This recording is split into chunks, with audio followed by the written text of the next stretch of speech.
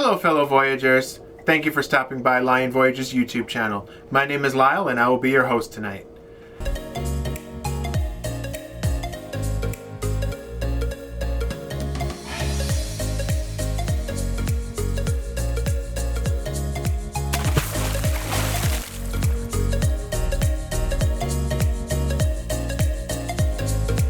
If you've been waiting and dying to travel to Australia, well, today we have some great news for you. But first of all, I'd like to ask you to subscribe to our YouTube channel. We're trying to reach 1,000 subscribers and hope that you could help us do that. And if you like cruise news, please consider hitting that like button. It really helps the channel out and gets us out to many more people. Well, today the Australian government has announced that they will be opening up their borders to travelers from the US on February 21st of 2022. It's been almost 2 years. Actually, on March 20th of 2020, the Australian government closed its borders to all foreign travelers. This, of course, was due to the COVID-19 pandemic. I am sure the country is in need of tourist money.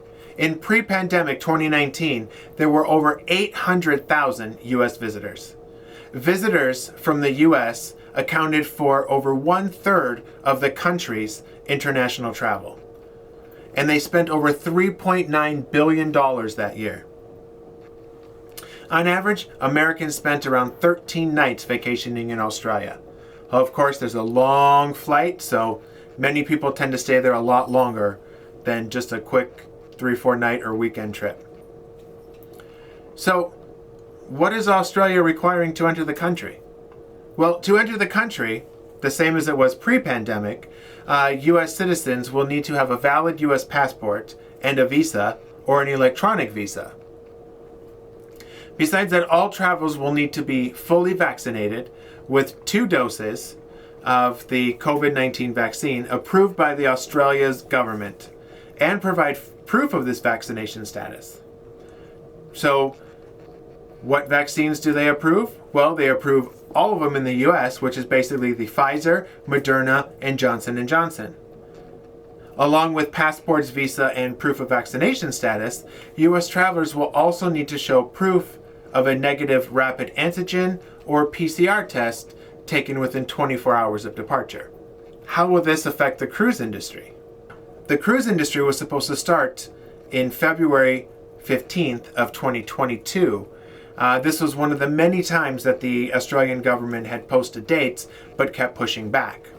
The government has set, like I said, many times they've set dates, they kept pushing it back and forcing cruisers to be canceled.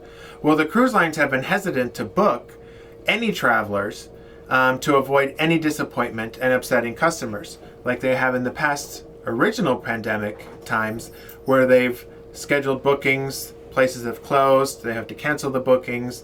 They've decided to stop doing that. And early February, all cruise lines have basically pulled their entire fleet out of Australia. Which is kind of sad for the Australian people now because they've just recently opened up, like I said, on February 21st of 2022. Well, everyone's already pulled their ships out. Well, the earliest cruises in Australia that I could find were from P&O Australia, which is an Australian cruise line, and they have a scheduled sailing on May 31st. All other major cruise lines have scheduled sailings for the end of the year, with Princess being the earliest and having a September 13th sailing. Carnival, Celebrity, and Royal Caribbean have schedules in October. Holland America sails mid-November, and Norwegian Cruise Line doesn't sail there until early December. So this is still very new information and is for general visitations. We will see how the cruise lines react to this information going forward, and we can only hope that cruising in Australia will resume soon.